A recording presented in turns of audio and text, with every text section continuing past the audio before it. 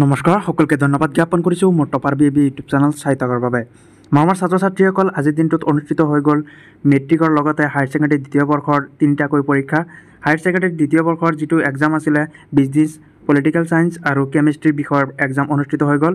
আৰু বহু ছাত্ৰ ছাত্ৰীয়ে কৈ আছে যে পলিটিকেল ছায়েন্স এক্সাম বহুতৰে ভাল হৈছে আৰু বিজনেছ ষ্টাডি বহুতৰে ভাল হৈছে, কিন্তু কেমিষ্ট্ৰি এক্সাম বহুতৰে বেয়া হৈছে বুলি কৈ আছে। আৰু ইতিমধ্যে যিহেতু ইংলিছ বিষয়টো বহুতো টাফ হৈছে বুলি কৈছে, ছাত্ৰ ছাত্ৰীসকলে ইতিমধ্যে কুৱেশ্যন পেপাৰ লৈ বিতৰ্ক চলি আছে সামাজিক মাধ্যমত।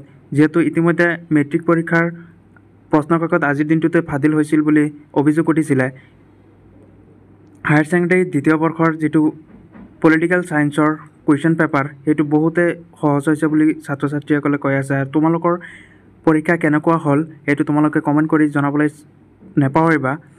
মৰমৰ ছাত্ৰ ছাত্ৰীসকল, তোমালোকৰ আগন্তুক যিটো এক্সাম হ'ব সেইটো এক্সামক লৈ শিক্ষা বিভাগৰ ফালৰ পৰা আজিৰ দিনটোত যেনেকৈ নিষ্ঠাৰে পৰিৱেশ সম্পন্ন কৰিলে আৰু আগন্তুক পৰীক্ষাটোত তেনেকৈ নিয়ন্ত্ৰণ কৰিব বুলি ইতিমধ্যে শিক্ষা বিভাগৰ ফালৰ পৰা ৰণোজ পেগু ডাঙৰীয়াই টুইট কৰি জনাইছে।